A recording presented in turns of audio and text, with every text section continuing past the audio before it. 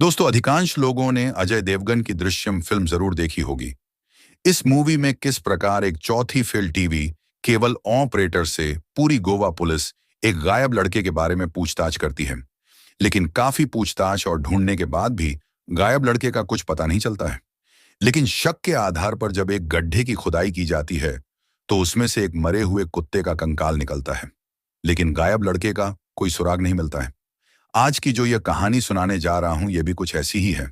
दोस्तों, कहानी शुरू करने से पहले आप लोगों से एक रिक्वेस्ट करना चाहता हूं कि एक कहानी बनाने के लिए काफी समय लगता है और काफी इंटरनेट खंगालना पड़ता है। तब जाकर केस से जुड़ी सही जानकारी एकत्र हो पाती है।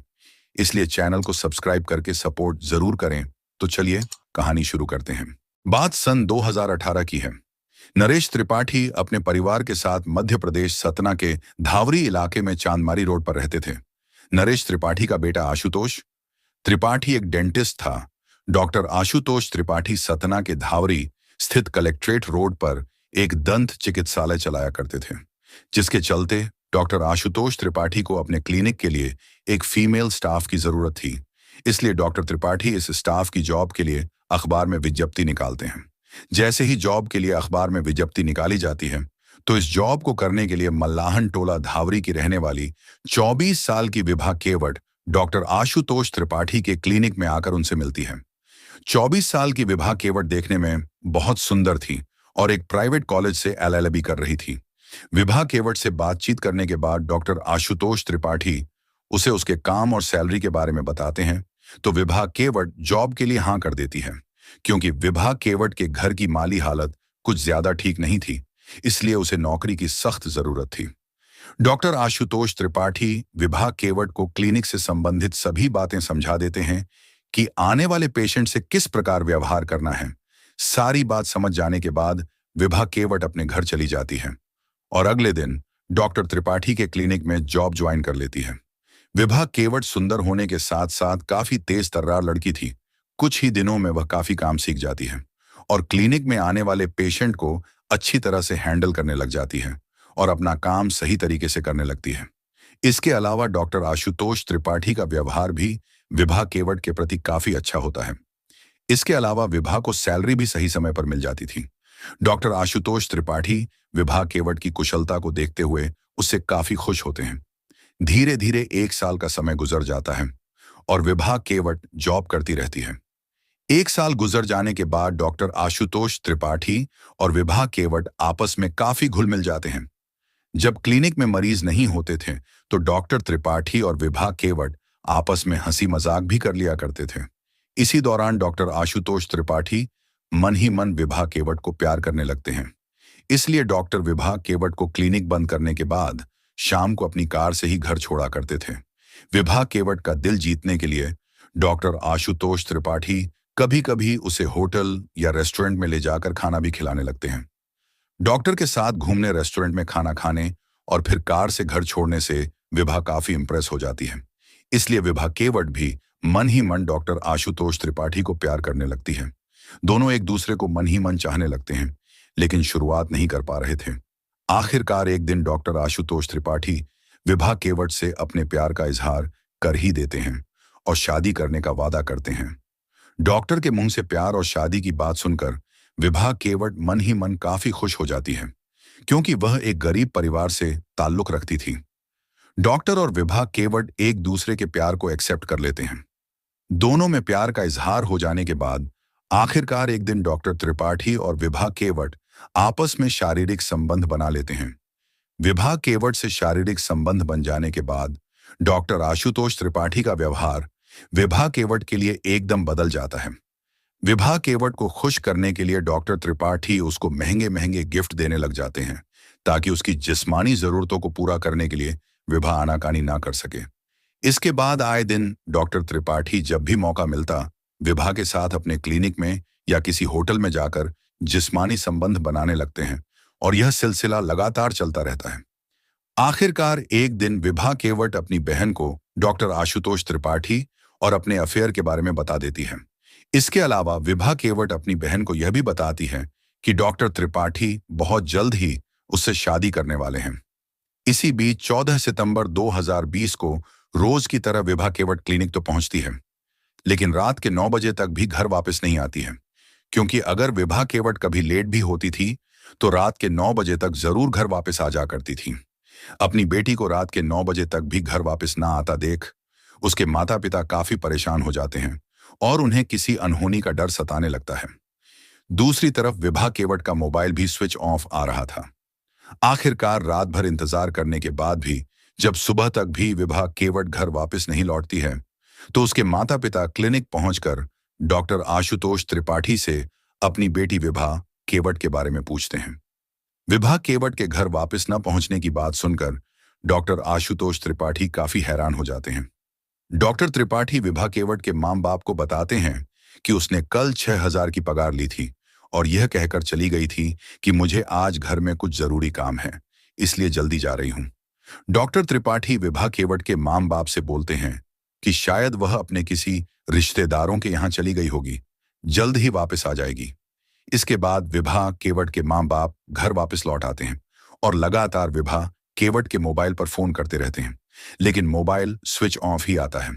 इसके बाद विभा केवट के मां बाप अपने कई रिश्तेदारों को फोन करके विभा के बारे में जानने की कोशिश करते हैं, लेकिन वहां से भी निराशा ही हाथ लगती है। इसके बाद एक बार फिर से विभा केवट के मां बाप डॉक्टर आशुतोष त्रिपाठी के पास जाते हैं और अपनी बेटी के बारे में पूछताछ करते हैं। तो इस बार डॉक्टर त्रिपाठी विभा केवट के मां बाप को बताते हैं कि उसने यहां से नौकरी छोड़ दी है और किसी दूसरी जगह नौकरी करने लग गई है। डॉक्टर त्रिपाठी विभा केवट के मां बाप से यह भी बोलते हैं कि वह आप लोगों से काफी नाराज है, इसलिए उसने अपना मोबाइल नंबर भी चेंज कर लिया है और कमरा लेकर कहीं अकेली रहने लगी है। बेटी के अलग रहने और मोबाइल नंबर बदलने की बात सुनकर विभा केवट के मां बाप को डॉक्टर की यह बात बड़ी ही अजीब लगती है। फिर भी वे लोग शहर का चप्पा चप्पा झान मरते हैं, लेकिन उसका कहीं भी कुछ पता नहीं चलता है। इसके बाद विभा के माता पिता सोचने लगते हैं कि डॉक्टर त्रिपाठी को विभा के बारे में जानकारी तो है, लेकिन वह हमसे छिपा रहे हैं और हो सकता है कि कुछ दिन बाद डॉक्टर त्रिपाठी हमें विभा के बारे में बता देंगे। और इस प्रकार धीरे धीरे लगभग 1.5 महीना गुजर जाता है, लेकिन विभा को जमीन खा गई है या आसमान निगल गया है, उसका कहीं भी कुछ पता नहीं चल पाता है। आखिरकार काफी इंतजार करने और थक हार जाने के बाद विभा केवट के मां बाप 1 फरवरी 2021 को धवारी की सिटी कोतवाली में अपनी बेटी के गुमशुदगी की रिपोर्ट दर्ज कराकर अधिकारियों से उसको तलाशने की गुहार लगाते हैं।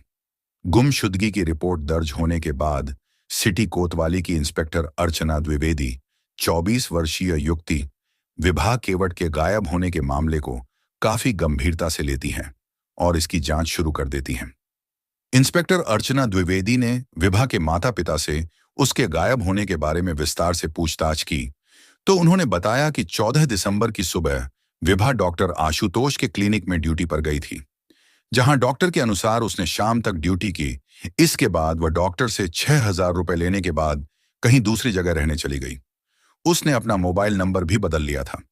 यह जानकारी मिलने के बाद इंस्पेक्टर अर्चना द्विवेदी ने डॉक्टर आशुतोष त्रिपाठी को कोतवाली बुलाकर उससे विभा केवट के बारे में पूछताछ की और थोड़ी पूछताछ करने के बाद डॉक्टर आशुतोष को घर जाने के लिए कह देती हैं। लेकिन डॉक्टर के बार बार बदलते बयानों को लेकर इंस्पेक्टर अर्चना द्विवेदी को उस पर संदेह हो जाता है। उन्होंने डॉक्टर आशुतोष त्रिपाठी और विभा के मोबाइल नंबर की कॉल डिटेल्स निकलवाकर देखी तो पता चला कि विभा ने आखिरी बार 14 दिसंबर को डॉक्टर आशुतोष त्रिपाठी से 750 सेकंड तक बात की थी। इसके बाद उसका मोबाइल स्विच ऑफ हो गया था, जो फिर ऑन नहीं हुआ था। इसका मतलब था कि विभा के गायब होने का राज डॉक्टर आशुतोष को मालूम है। इसलिए इंस्पेक्टर अर्चना द्विवेदी डॉक्टर आशुतोष त्रिपाठी को दोबारा थाने बुलाकर मनोवैज्ञानिक तरीके से पूछताछ करने का फैसला करती है।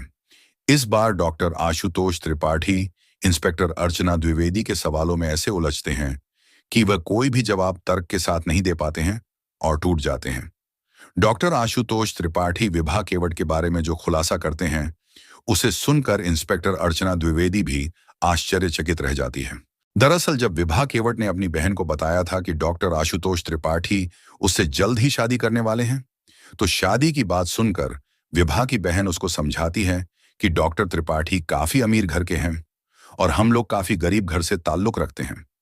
विभा की बहन उसको यह भी समझाती है कि अमीर लोग गरीब घर की लड़की से शादी करने की बात अपना मतलब निकालने के लिए करते हैं। कहीं तुम आगे चलकर ठगी ना जाओ, इसलिए जितनी जल्दी हो सके शादी कर लो। बहन की बात सुनकर विभा ने उसे जवाब दिया कि उसका प्यार इतना कच्चा नहीं है कि डॉक्टर उससे शादी का बहाना करके आसानी से अपना मुंह फेर सके। उस वक्त कहने के लिए तो विभा ने बड़े ही आत्मविश्वास के साथ अपनी बड़ी बहन को जवाब दे दिया, लेकिन उसी दिन विभा मन में ठान लेती है कि वह डॉक्टर से जल्द ही शादी करने को कहेगी। अगले दिन जब विभा क्लिनिक पहुंचती है और जब डॉक्टर त्रिपाठी मौका पाकर विभा के साथ शारीरिक संबंध बनाने की कोशिश करते हैं, तो विभा उन्हें मना कर देती है। विभा केवल डॉक्टर त्रिपाठी से बोलती है कि पहले तुम मुझसे शादी करो, उसके बाद शारीरिक संबंध बनाने दूंगी, और शादी करने का दबाव डालना शुरू कर देती है। डॉक्टर आशुतोष त्रिपाठी एक बड़े परिवार से ताल्लुक रखते थे। समाज में उनकी अपनी अच्छी खासी हैसियत थी और डॉक्टर त्रिपाठी ने उससे केवल मौज मस्ती करने के लिए शादी का वादा किया था। वास्तव में डॉक्टर ने कभी दिल से विभा केवट के साथ शादी करने के बारे में सोचा तक नहीं था, लेकिन विभा इस बात से बिल्कुल अनजान थी और डॉक्टर के इरादे को भांप नहीं पाती है। विभा केवट जब भी डॉक्टर त्रिपाठी से शादी करने के विभा केवट के द्वारा लगातार शादी का दबाव बनाए जाने से डॉक्टर आशुतोष त्रिपाठी काफी परेशान हो जाते हैं और दबाव में आ जाते हैं, जिस वजह से वह सोचने लगते हैं कि अब इस मुसीबत से छुटकारा पाना ही होगा। इसी दौरान 14 सितंबर 2020 को क्लिनिक के अंदर ही शादी की बात को लेकर डॉक्टर और विभा केवट में बहस होने लगती है। इसी बहस के दौरान डॉक्टर आशुतोष त्रिपाठी को काफी गुस्सा आ जाता है और वह विभा केवट की चुनरी से ही उसका गला घोंटकर उसकी हत्या कर देते हैं। जिस समय डॉक्टर आशुतोष त्रिपाठी विभा केवट की हत्या कर रहे थे, उस समय क्लिनिक में उन दोनों के सिवा कोई भी नहीं था।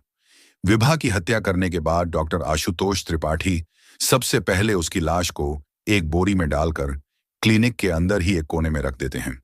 अगले दिन वह क्लिनिक में पेशेंट का इलाज करते हुए मन ही मन विभा की लाश को ठिकाने लगाने की तरकीब सोचने लगते हैं। आखिरकार दोपहर के बाद डॉक्टर त्रिपाठी कुछ मजदूरों को बुलाते हैं और क्लिनिक के पीछे बारिश का गंदा पानी जमा करने की बात कहकर एक 6 फुट गहरा गड्ढा खुदवा लेते हैं।